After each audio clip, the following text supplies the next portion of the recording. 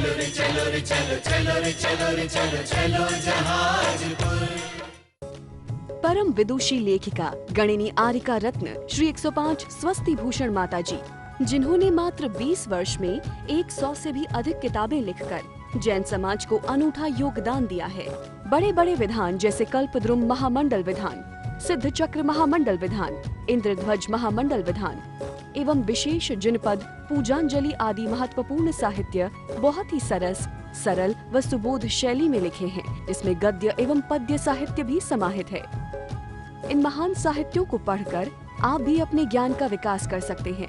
साहित्य प्राप्त करने हेतु आज ही संपर्क करें।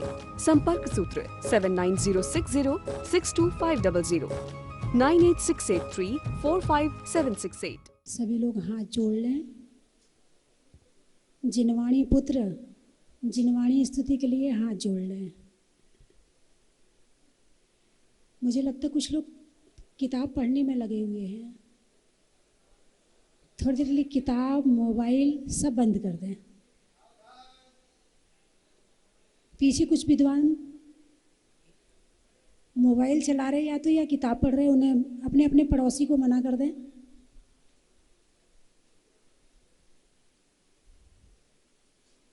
चलिए सभी लोग हाथ जोड़ लें। ओम नमः सिद्धेभ्यः।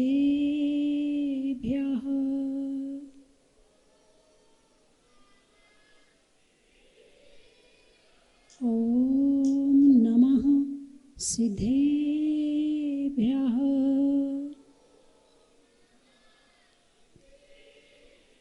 ओम नमः सिद्धेभ्यः।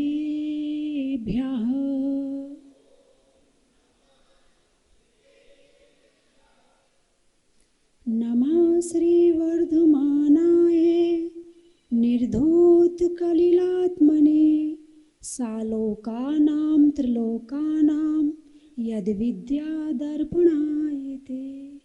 बोले खजराट श्री आदिनाथ भगवान की। आप लोगों ने नाश्ता नहीं किया? किस किस ने नाश्ता नहीं किया? फिर आपकी जयकारे की आवाज़ क्यों नहीं आ रही है?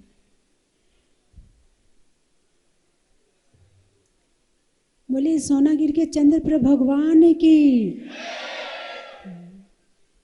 भूगर्भ से प्रकटित अतिशयकारी जहाज मंदिर में विराजमान श्री मुनि सुब्रतनाथ भगवान की। बोले चिंतामणि श्री पार्शनाथ भगवान की। विश्ववंदी श्री महावीर भगवान की। जिनवाणी माता की। परम पूज्य गुरुदेव श्री सन्मति सागर जी महाराज की। परम पूज्य गुरुदेव श्री ज्ञान सागर जी महाराज की। परम पूज्य श्री ज्ञेय सागर जी महाराज की। हर्रा लगे ना फिट करी, रंग चोखा हो जाए। धर्म की शुरुआत यहाँ से होती है। धर्म की शुरुआत कल भी चर्चा की थी सम्यक दर्शन की, कि तत्वार्थ श्रद्धानम सम्यक दर्शनम। तत्वों का अर्थ सहित, भाव सहित यथार्थ श्रद्धान क्या कहलाता है? सम्यक दर्शन। अच्छा, मैं एक प्रश्न करती हूँ कि सम्यक दर्शन प्राप्त करने के लिए कितने तीर्थों की वंदना करनी पड़ेगी? अरे बोलिए ना, किसी तीर्थ की वंदना करनी? अच्छा, सम्यक दर्शन प्राप्त करने के लिए कितना दान देना पड़ेगा? अरे बोलिए ना, कुछ नहीं देना पड़ेगा। तो सम्यक दर्शन प्राप्त करने के लिए कितनी मेहनत लगेगी? सम्यक दर्शन श्रद्धा का विषय है। किसका विषय है? सम्यक दर्शन श्रद्धा का विषय है। बस श्रद्धा सही हो जाए, सम्यक दर्शन हो गया। निशंकित, निकांक्षित, निर्विचिकित्सा, अमूढ़ दृष्टि, उपकुहन, स्थितिकरण, वात्सल्य और प्रभावना। इसमें जो 7वां अंग है उसका नाम है वात्सल्य। क्या नाम है? वात्सल्य। यदि वात्सल्य है तो 7 अंग अपने आप काम करेंगे। यदि वात्सल्य है तो सारे अंग अपने आप काम करेंगे। यदि आप जिससे प्रेम करते हैं तो आपको उन पर विश्वास होता है कि नहीं होता? अरे बोलिए ना, है नहीं? वो कह रहा, मुझे पता वो गलत नहीं कह सकता है, भले वो गलत कह रहा है, लेकिन आपका प्रेम है उस पर, इसलिए आप उस पर शंका नहीं करते हो। तो वात्सल्य है तो निशंकित अंग है। और जिससे तुम्हारा प्रेम होता है उससे तुम आकांक्षा नहीं करते हो। यदि आकांक्षा करते हो तो प्रेम नहीं है, और प्रेम करते हो तो आकांक्षा नहीं है। वर्तमान समय में हर रिश्तों में आकांक्षा पैदा हो गई है, इसलिए रिश्ते टूटने लगे हैं। और यदि रिश्तों में आकांक्षा खत्म हो जाए तो सारे रिश्ते सारी जिंदगी चलेंगे। तो यदि वात्सल्य है तो आकांक्षा अपने आप नहीं होगी। अमूढ़ दृष्टि, निर्वीर चिकित्सा, माँ अपने बच्चे की गंदगी साफ करती है। यदि कुछ दूसरे बच्चे की करने को कह दी जाए तो करेगी क्या? नहीं करेगी। और अपने बच्चे की किसी को कहने की जरूरत पड़ती क्या? ये तेरा बेटा चल साफ कर तू, कहने की जरूरत पड़ती क्या? नहीं पड़ती। क्यों नहीं पड़ती है? क्योंकि उसके प्रति प्रेम है। उसके प्रति क्या है? प्रेम है। तो उसकी गंदगी भी साफ करती है, उसकी लात भी खाती है, और उसकी 10 बातें भी सहन करती है, उसका क्रोध भी सहन करती है, क्योंकि प्रेम है। ऐसे ही वात्सल्य है तो सेवा करने के भाव अपने आप पैदा होंगे, कहना नहीं पड़ेगा। और जहाँ कहना पड़ रहा है इसका मतलब भी तुम्हारे वात्सल्य में कमी है। अमूढ़ दृष्टि, जब निशंकित, निकांक्षित, निर्वित चिकित्सा अंग होगा, और जब श्रद्धान पक्का होगा, वात्सल्य होगा, तो अमूढ़ दृष्टि रहेगी ही नहीं। स्थितिकरण कब करोगे? किसका करोगे स्थितिकरण? यदि वात्सल्य है तो तुम सामने वाले का स्थितिकरण करोगे। किस तरह बचा लूं इसको, किस तरह पाप में जाने से बचा लूं इसको, किस तरह नियम व्रतों में दृढ़ कर दूं इसको, अंदर का वात्सल्य बोलेगा और उसका स्थितिकरण करोगे। और उपगुहन अंग, अपनी बेटी की कमी कोई बाहर जाके बताता है क्या? अपने बेटे की बुराई कोई बाहर जाके करता है क्या? अरे बोलिए ना, क्यों नहीं करता? क्योंकि वो उसको अपना मानता है, प्रेम है उसके प्रति, मोह है उसके प्रति। तो उपगुहन, उपगुहन का मतलब होता है छिपाना। क्या होता है? छिपाना। तो क्या छिपाना? धर्मात्माओं की बुराइयों को छिपाना और उसे अंदर ही अंदर उसका स्थितिकरण कर देना। यदि वात्सल्य है तो उपगुहन भी होगा, स्थितिकरण भी होगा, और वात्सल्य है तो प्रभावना भी करोगे। पर वात्सल्य नहीं है तो तुमसे प्रभावना जीरो मात्र भी होने वाली नहीं है। किसी ने कहा चल तो चल दिए, किसी ने कहा बोल तो बोल दिए, कहने से होगा, लेकिन जब अंदर में वात्सल्य होता है तो अपने आप होता है। जब पंडित जी ने, भैया जी ने मुझसे कहा कि माता जी अब ये शिविर आपको लगवाना है, मैंने कहा मैं लगवाऊंगी, चाहे कुछ भी इसके लिए मुझे व्यवस्था करवानी पड़े मैं करवा दूंगी, लेकिन शिविर में लगवाऊंगी। क्योंकि मुझे इस बात की चिंता है कि हमारा धर्म आगे कैसे बढ़े, कैसे धर्मांतरण हो रहा है तो उसको कैसे बचाया जाए, ये सारी बातों का विकल्प मेरे दिमाग में रहता है।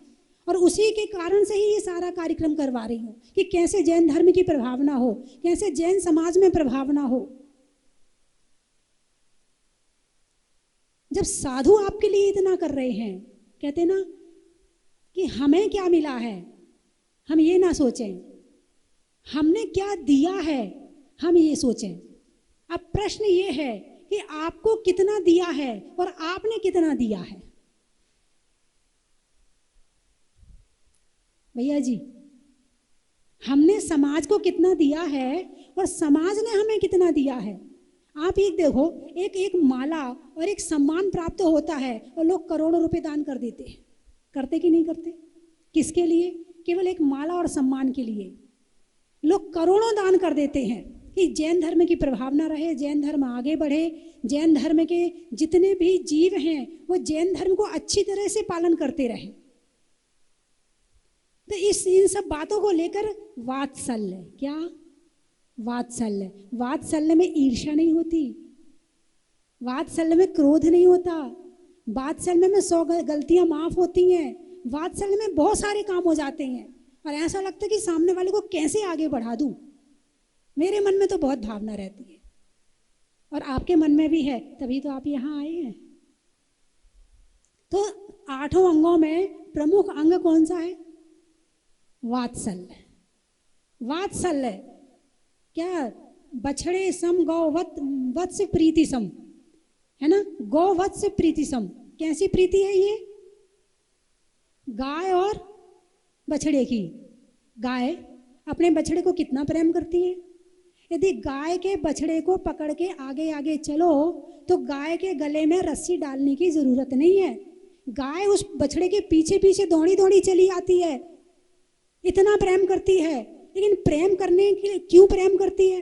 अब मेरा बछड़ा बड़ा होगा तो मुझे गरम गरम रोटी खिलाएगा, मुझे हरी हरी घास खिलाएगा। उसका कोई स्वार्थ होता है क्या? नहीं।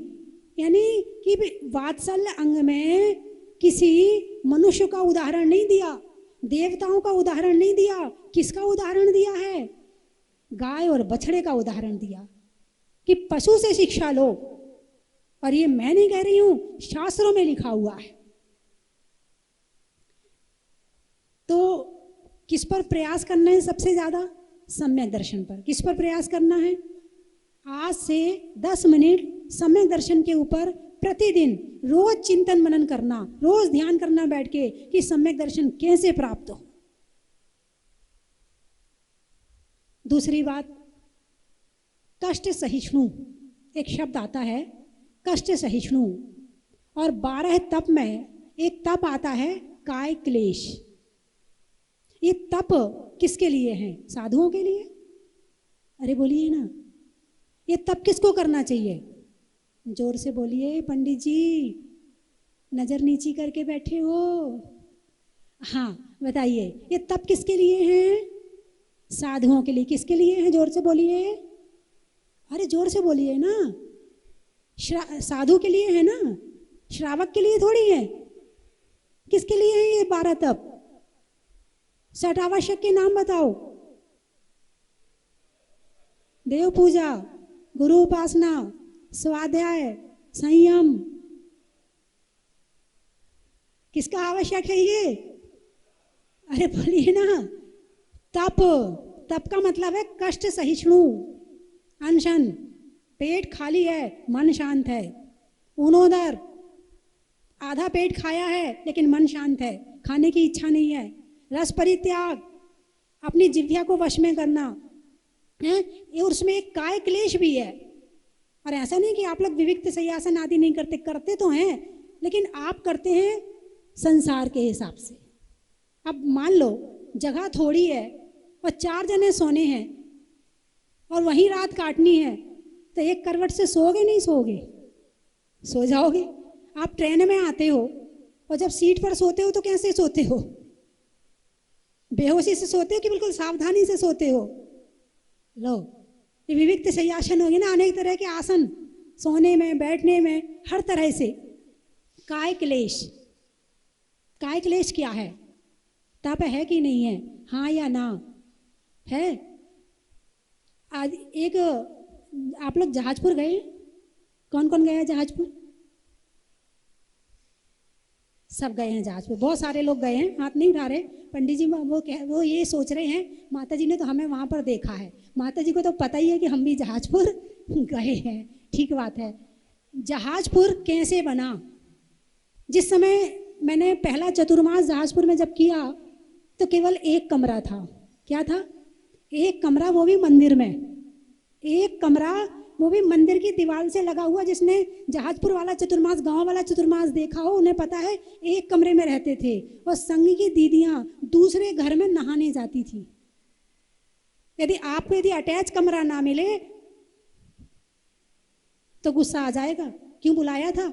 जब नहीं थी व्यवस्था तो क्यों बुलाया था? एक कमरा चौका का। अब मेरे लिए रहने के लिए कोई जगह नहीं। 7 दिन बरामदे में सोई। और उस समय, किस समय? 18 जून से लेके 26 जून तक, वही 26 जून तक बरामदे में सोई। और रात को ऐसी लू चलती थी कि पूरे 7 दिन नींद नहीं आई। दिन में मंदिर में बैठ जाती थी और रात में बरामदे में सोती थी, पूरा संघ।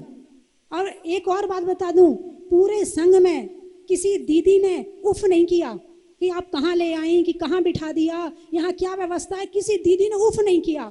उसी परिस्थिति में बड़े शांत भाव के साथ में वो हमारे साथ रही।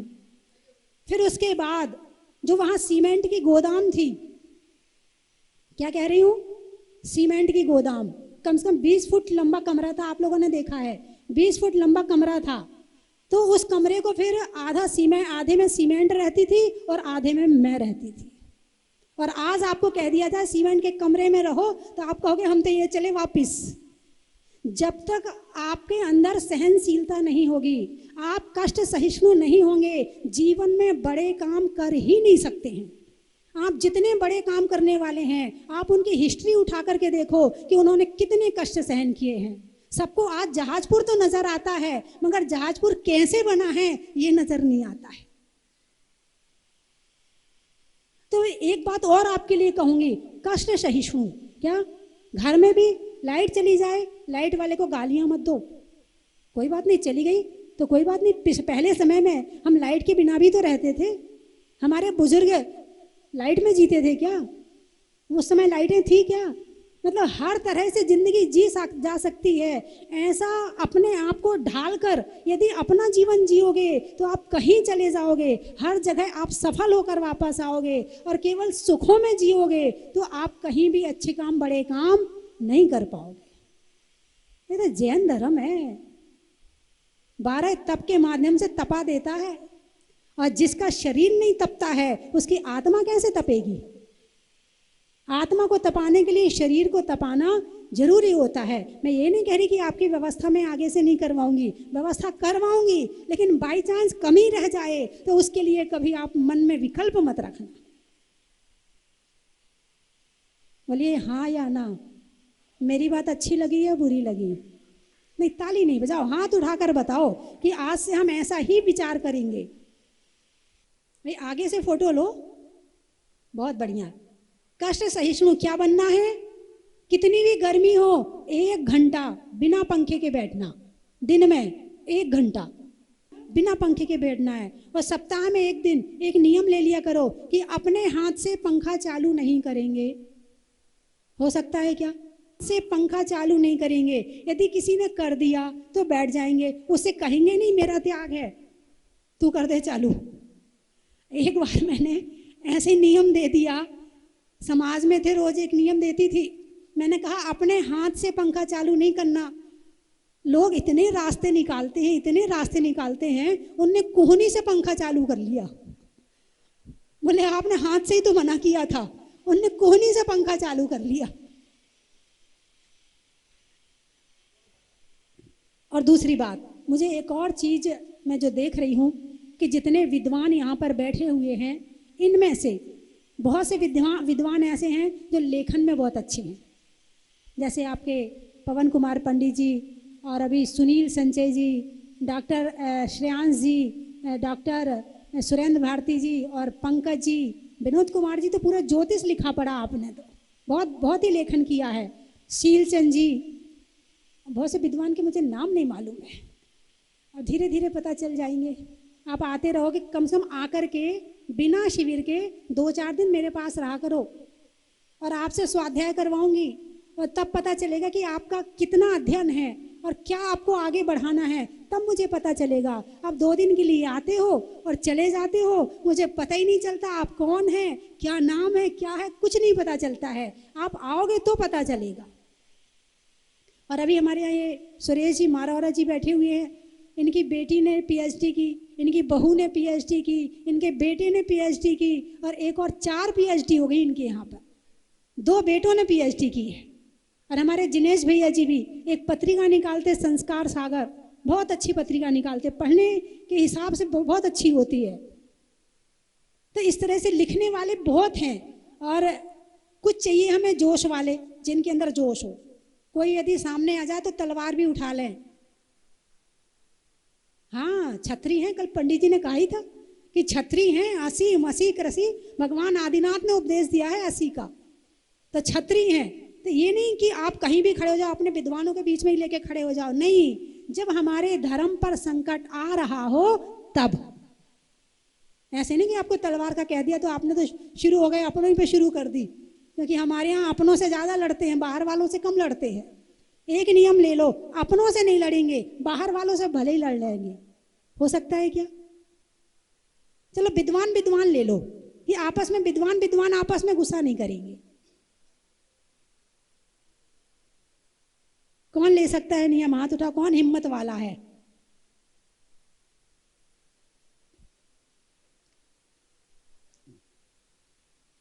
नहीं, कभी कभी आ जाता है, करते नहीं है, आ जाता है, सामने वाला दिला देता है गुस्सा तो आ जाता है, बाकी करते नहीं है। लेकिन वो आने वाला भी ना हो। हाँ, वो क्षणिक है ना। एक बाग लगाया, बाग लगाने के बाद उसमें फूल खिलाए, महीनों लग जाते हैं, और एक क्षण में बस एक तिल्ली लगा दो, सब साफ हो जाता है। लगता है कि हमें थोड़ी देर के लिए आता है, मगर वो थोड़ी देर का क्रोध हमारे लिए बड़ा दुखदाई बन जाता है। चलो अच्छा, अपने घर में गुस्सा नहीं करेंगे, ये नियम ले लो। पत्नी पर गुस्सा नहीं करेंगे, ये नियम ले लो। अपनी पत्नी पर गुस्सा नहीं करेंगे।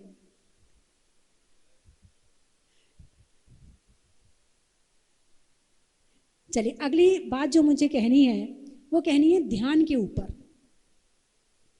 जैन धर्म ध्यान पर टिका हुआ है। भगवान की 24 भगवान की प्रतिमा कौन सी मुद्रा की है? अरे बोलिए ना, ध्यान मुद्रा की है। तो ध्यान मुद्रा की प्रतिमा हमें क्या संदेश दे रही है? पूजा करना चाहिए, पाठ करना चाहिए, क्या संदेश दे रही है? अरे बोलिए ना, ध्यान करना चाहिए। क्या करना चाहिए? ध्यान करना चाहिए। मुझे 10-15 विद्वान ऐसे चाहिए जो ध्यान सीखें, ध्यान में उतरें और फिर ध्यान के शिविर दुनिया में लगाएं। क्योंकि आज हमारे जैन धर्म में ध्यान का प्रचार प्रसार नहीं होने से ऐसे जैन समाज में बहुत लोग हैं जो ध्यान सीखना चाहते हैं, ध्यान करना चाहते हैं, मगर उन्हें स्थान नहीं मिलता। फिर वो कहीं वो जाते हैं आर्ट ऑफ लिविंग में जाते हैं, कहीं वो प्रेक्षा ध्यान में जाते हैं, कहीं वो कहीं जाते हैं, तो वो भटक जाते हैं। फिर हम कहते हैं कि वो तो वहाँ चले गए, वो उनके कन्वर्ट हो गए, वो वहाँ चले गए। अरे हमने क्या किया? तो 10-15 विद्वान मुझे ऐसे चाहिए कि जो ध्यान में आगे आए। जैसे अभी एक नाम बताया था, क्या भैया का क्या नाम था? योग, क्या नाम है तुम्हारा? डॉक्टर संजय जैन। आप ध्यान और योग में आगे हैं। ऐसे मुझे कम से कम ज़्यादा नहीं तो 10 जने तो चाहिए। उनका उन 10 जनों का शिविर मैं अलग लगाऊंगी और एक ध्यान साहित्य तैयार होगा। और फिर ध्यान कैसे लगे, ऐसे जगह जगह ध्यान शिविर लगाए जाएंगे। बोलिए हाँ या ना। वैसे ध्यान सबको करना चाहिए, नहीं करना चाहिए? ज्ञान क्या सिखाता है? ज्ञान क्या सिखाता है? ध्यान करना। ज्ञान क्या सिखाता है? ध्यान करना। हम ज्ञान तो कर लेते हैं पर ध्यान नहीं करते हैं। तो इसीलिए ध्यान के क्षेत्र में भी आगे बढ़ो। जैसे मन है तो मन का दरवाजा बाहर भी खुलता है और अंदर भी खुलता है। जब ये मन 5 इंद्रियों के साथ होकर के बाहर की तरफ दौड़ता है तो हमारी आत्मा के भाव बाहर से जुड़ते हैं। और जब 5 इंद्रियों को छोड़कर आंख बंद करके जब हम अंदर में उतरते हैं तो हमारा मन हमारी आत्मा से जुड़ता है। तो अभी तक बाहर से तो बहुत जुड़े हैं, अंदर से अभी तक नहीं जुड़े हैं। और एक बात और ध्यान रखना, पेड़ जितना अंदर गहराई में जाता है ना, ऊंचाई में उतने ही जाने की क्षमता होती है। और जो पेड़ गहराई में नहीं जाता है वो ऊंचाई में भी नहीं जा सकता है। ऐसे ही ज्ञान साधना, ध्यान साधना, ये सारी साधनाएं हमें अंदर की तरफ ले जाती हैं। और जितना अंदर जाओगे उतना ऊपर जाओगे। भगवान भगवान बने, कैसे बने? अरे बोलिए ना, शास्त्र पढ़ के भगवान बने? कैसे? माला फेर के भगवान बने, जाप करके भगवान बने, क्या करके भगवान बने वो?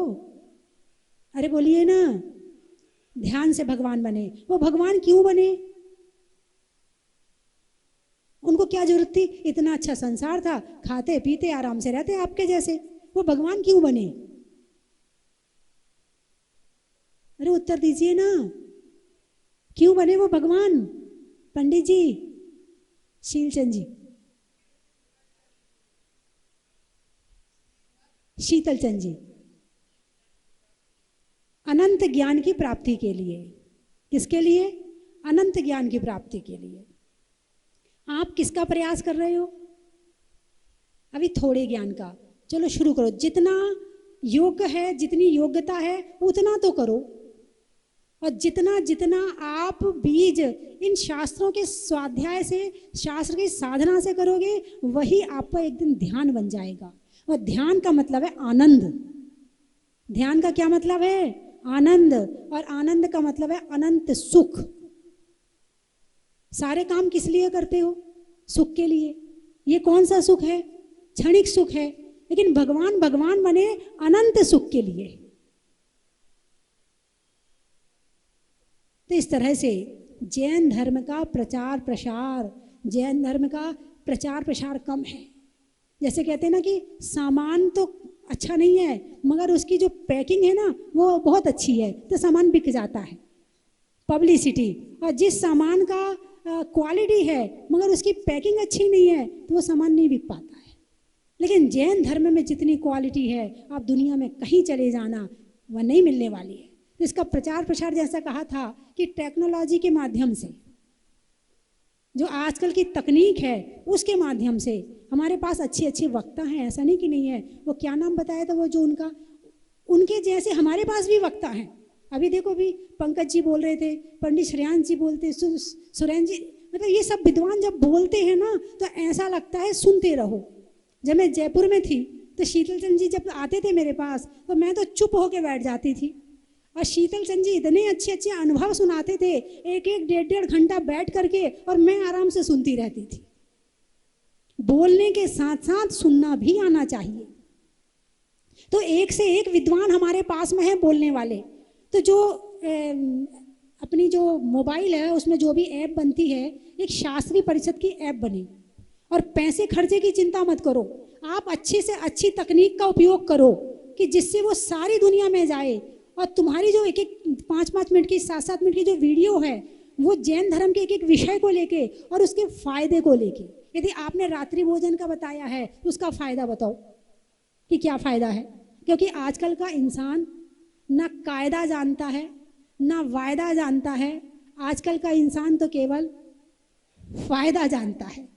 इसलिए जैन धर्म के जितनी वीडियो बने उसके लास्ट के 2 मिनट में उसके फायदे जरूर बताए जाएं। तो ऐसे 1-2 विद्वान का चयन करें और वो वीडियो बनवाएं। ये काम कौन कर सकता है? मोबाइल में ऐप आदि बनाने का काम कौन कर सकता है? आप कर लेंगे? नहीं, अच्छी मतलब ऐसा करना है कि मोबाइल खोले और आपकी वीडियो ऊपर आ जाए। ऐसा कुछ होता होगा, ऐसा होता है कि नहीं होता उसमें कि मोबाइल खोलते ही वो एक आ जाए सामने, आता होता नहीं होता? नहीं, पैसे से भी तो ऊपर आता होगा। देखने से नहीं, पैसे से। जब वो ऊपर आएगा तो लोग देखेंगे तो फिर और ऊपर आएगा, है ना। तो ऐसा कुछ करें कि अपने यहाँ की ये जो जैन धर्म की एक एक छोटी छोटी विषय बना लें। आप छोटे छोटे मैटर लिख लें, वो तैयार करके मुझे दिखाएं और उन विषयों पर फिर आगे उसकी स्पीच तैयार करें और उसे वायरल करें। जैन समाज तो जानती है, मगर ऐसा करना है कि पूरी दुनिया देखे उसे, है ना। अब वैसे आप लोगों ने तो इतना अच्छा सबका सुना मैंने, तो मैं सोच रही थी मैं बोलूँगी क्या, इन्हें क्या समझाऊंगी। समझाने के लिए बहुत समझाया आज। तो जो जैन शास्त्रीय परिषद, अभी सुरेंद्र भारती जी की बात बहुत अच्छी लगी कि जहाँ रहो ईमानदारी से रहो, समर्पण से रहो, वात्सल्य से रहो, आप वहीं से ऊपर उठ जाओगे। और आप भटकोगे तो ना यहाँ के रहोगे ना वहाँ के रहोगे, और दिमाग में एक ही बात रहेगी, ये तो पता नहीं कब बदल जाए, इसका पता नहीं है। तो आप पूरे समर्पित भाव से रहो, संकल्प भाव से रहो, आपको यहीं से बहुत कुछ मिल जाएगा। स्वाध्याय से दूर रहोगे तो दुनिया भर की पंचायत में उलझ जाओगे। ठीक है, समय बहुत हो रहा है, सबके पेट में गुड़गुड़ हो रही होगी। वैसे तो नाश्ता हो गया होगा, है। तो अब शिविर सर्दियों में लगाना है। शिविर सर्दियों में लगाना है या नहीं लगाना है? लगाना है। सभी लोग हाथ उठाकर बताएं। बहुत बढ़िया। चलिए, सर्दियों का शिविर लगाया जाएगा और समय वो आपकी जो छुट्टियों का हिसाब, आप सर्दी गर्मी से मत डरना। हाय बहुत सर्दी पड़ रही है, हाय बहुत गर्मी पड़ रही है। काम करने वाला ना सर्दी देखता है ना गर्मी देखता है, उसे तो लगता है कौन सा मौका मिले और मैं भाग करके जाऊं। सूरज चांद छिपे निकले ऋतु फिर कर आवे, और प्यारी आयु ऐसी बीते पता नहीं पावे। इसलिए सर्दी गर्मी मत देखना, आप तो आ जाना बस, ठीक है। बोलिए 24 भगवान की। काफ़ी समय से मेरा मन था मुझे शांति धारा करना है जहाजपुर जाके। कई बार मैंने चमत्कार देखे इस प्रतिमा के अंदर। तो मैं जब जयपुर से चला था तभी मेरा मन था कि मुझे 5 लाख रुपए में कम से कम शांति धारा करनी है, और आज मेरा सौभाग्य कि मैं कर पाया हूँ। सादर जय जिनेंद्र। मैं यहाँ आया था जब माता जी ने मेरे हाथ से, और हम पुण्य का उदय आया था जब धर्मशाला की नींव हमने रखी थी उस समय, और आज फिर वो सौभाग्य और पुण्य से प्राप्त हुआ माता जी के आशीर्वाद से। आप सभी को भी आज इतना अच्छा सौभाग्य मिला, और मुझे भी आपके साथ बहुत धर्म की जय जयकार हो। मुनीश्वरनाथ भगवान की जय।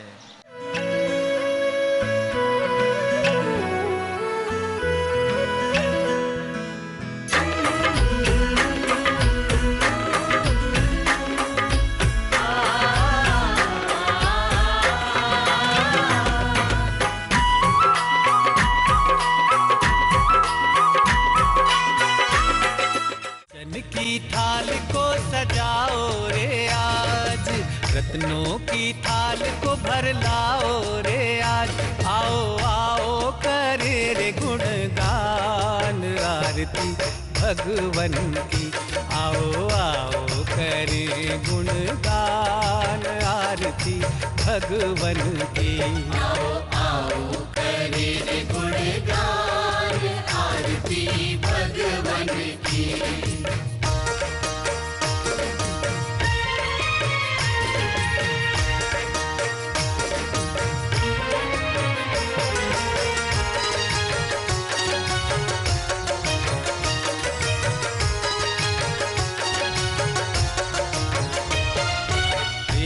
सुमित्र के राज दुलारे, माँ पद्मा जी के नैनों के तारे।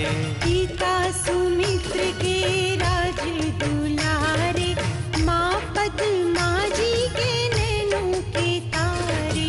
राजगृही में जन्म लियो आप, राजगृही में जन्म लियो आप। आओ आओ मनाए खुशी आज आरती भगवन की। आओ आओ करे गुणगान आरती भगवन की। आओ आओ करे गुणगान आरती भगवन की।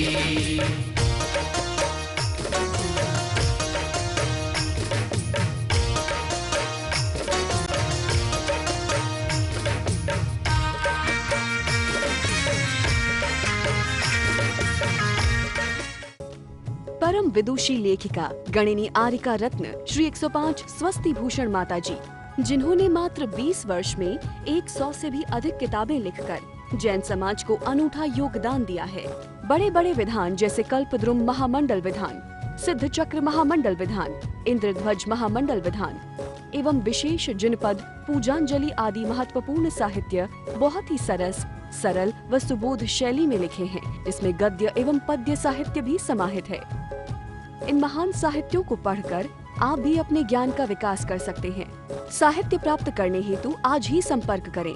संपर्क सूत्र 7906062500 9868345768।